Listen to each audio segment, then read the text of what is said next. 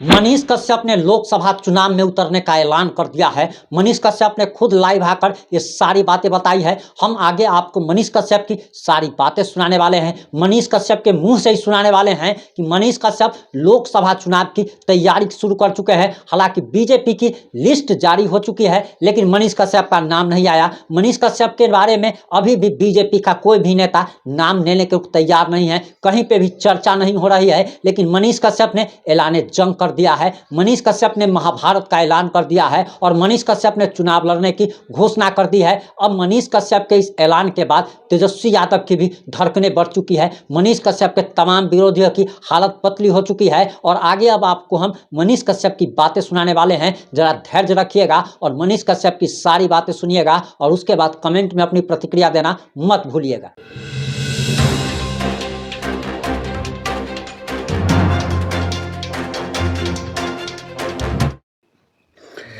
जय हिंद, वंदे मातरम।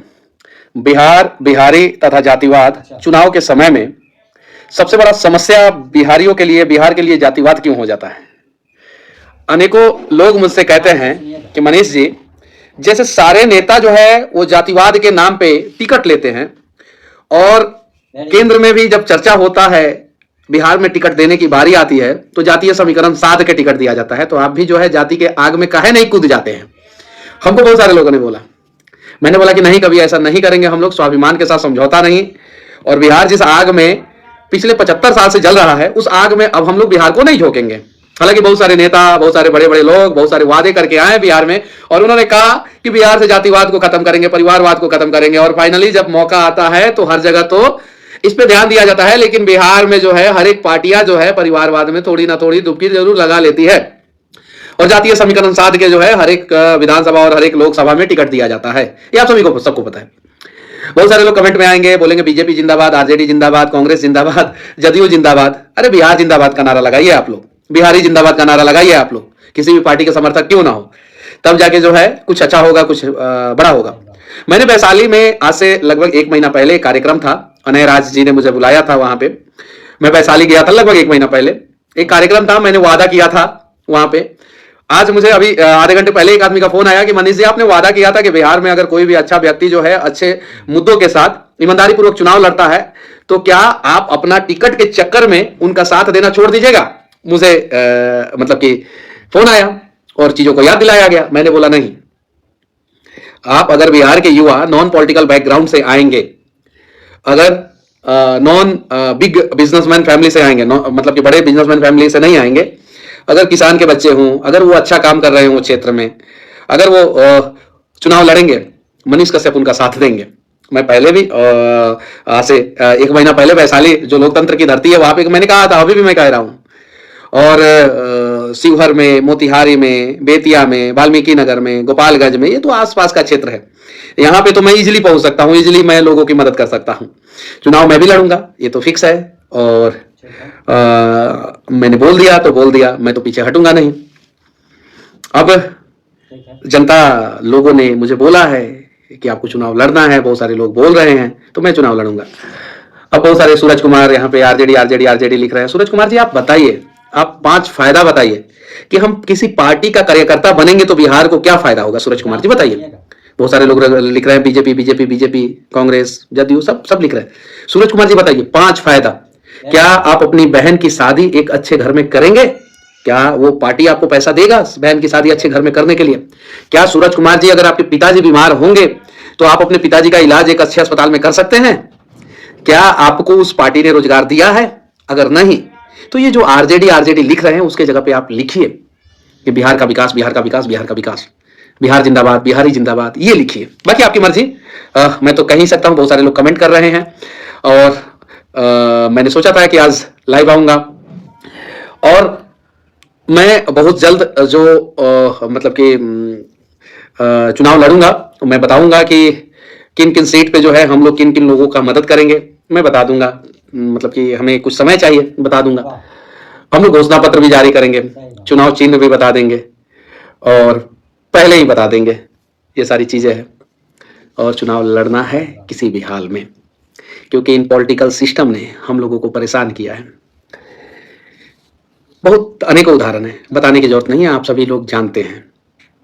और जब मैं मैदान में आऊंगा, मैं स्टाम्प पेपर पे लिख के अपना घोषणा पत्र जारी करूंगा, आप सभी को बताऊंगा कि मैं क्या करूंगा क्या नहीं करूंगा। ये सारी चीजें हैं। भारत के अनेकों कोने में बिहारियों के साथ किस प्रकार से परेशानियां होती है आप सभी को पता है। बिहार का कोई नेता आज तक उन लोगों की परेशानी को दूर करने का प्रयास नहीं किया। लालू जी भी कहे थे कि लालू जी के संघर्षों का मैं सम्मान करता हूं। उन्होंने संघर्ष किया, अपना विरासत खड़ा किया, अपना इतिहास बनाया। लेकिन as a CM Lalu ji के कार्य मुझे पसंद नहीं है। उन्होंने कहा था जुहू चपाती आएंगे, छठ मनाएंगे, वो नहीं गए, उनके कार्यकर्ता गए। और वहां पे फिर क्या हुआ, किन लोगों ने किन लोगों को पीटा, बताने की जरूरत नहीं है। तमिलनाडु प्रकरण में क्या हुआ था आप सभी को सच्चाई पता है। अभी कुछ दिन पहले मुझे एक जगह से फोन आया, बोला गया कि यहाँ पे मजदूरों के साथ ऐसे ऐसे हो रहा है। मैंने बोला कि ठीक है, पावर दीजिएगा तो मैं खुद वहां पे आके आप लोगों के लिए लड़ूंगा, नहीं दीजिएगा तो जेल जाने की फिर से मैं तैयारी नहीं करूंगा। मैंने साफ साफ बोल दिया। अभी बिहार के ऑटो रिक्शा का एक वीडियो वायरल हुआ था, आप सभी ने देखा होगा। बिहारियों के ऑटो रिक्शा का, मुर्गे की तरह बच्चे पैदा करते हो, क्यों पैदा करते हो, ये सारी चीजें। कितना अपमान सहेंगे हम लोग, अब नहीं सहेंगे। मोदी जी ने गुजरात में दुनिया का सबसे बड़ा स्टेडियम बनवाया, स्टैचू बनवाया। मुंबई में जो है बड़ा सा ब्रिज बनवाया। जम्मू कश्मीर में जो है बड़ा सा पुल बनवाया पहाड़ के ऊपर, ना जाने कितने 1000 फीट की ऊंचाई पे। नॉर्थ ईस्ट में जो है रोड बनवाया, पुल बनवाया, टनल बनवाया, बड़े बड़े टनल। देवभूमि उत्तराखंड में उन्होंने विकास किया, तमिलनाडु में और भी बहुत सारे जगहों पे। पिछले 10 साल में एक मीटिंग जो है बिहार के विकास के लिए नहीं की है। क्यों? सवाल तो है, और इस सवाल का जवाब चाहिए, सबको चाहिए, हर बिहारी को चाहिए। उसके पीछे जो है सवाल का जवाब हम लोग मोदी जी से पूछे, उससे पहले हम लोगों को खुद से पूछना चाहिए कि आखिर ऐसा क्यों। पिछले 10 साल में हर एक राज्य के विकास पे बातचीत हुआ, तो फिर बिहार के विकास पे बातचीत क्यों नहीं हुआ?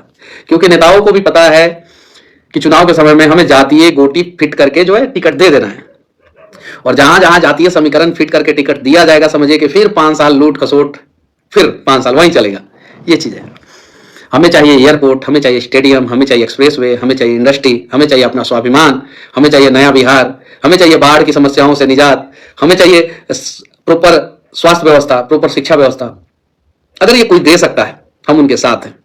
अगर इसके लिए कोई आवाज उठाएगा, लड़ेगा, हम उनके साथ हैं। अगर ये कोई नहीं दे सकता है तो हम लोग उनके खिलाफ हैं।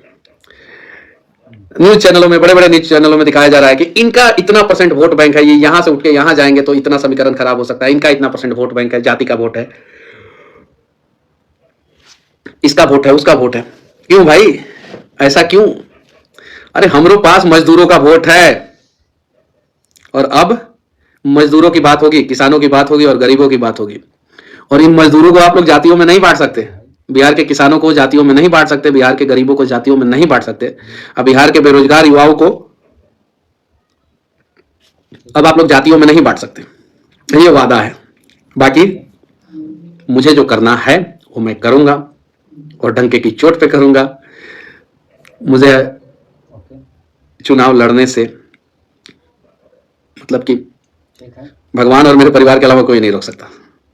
चीज है, लड़ूंगा चुनाव, और लड़ना है अपने स्वाभिमान से ज्यादा बिहार के सम्मान के लिए, बिहारियों के अपमान का बदला लेने के लिए, बिहारियों को सम्मान दिलाने के लिए। और शुरुआत चंपारण से होगी, और चंपारण ने क्या किया है ये जानने के लिए आप लोग चंपारण में आए हुए नरेंद्र मोदी जी का भाषण जाके सुन सकते हैं। चंपारण में अगर दूसरा कोई भी नेता आया है उसका भी भाषण सुन सकते हैं। तो चलिए, अगर अच्छे रोड मैप के साथ, अच्छे घोषणा पत्र के साथ, अगर नॉन पॉलिटिकल युवा बिहार के 40 लोकसभा सीट्स में से कहीं से चुनाव लड़ेगा, मकसद उसका अच्छा रहेगा, नियत उसका अच्छा रहेगा, मनीष कश्यप उसके साथ है, खड़ा है। और चलिए, अब किसी के सहारे नहीं, बिहारी अपने दम पे बिहार को बदलेंगे। जय हिंद।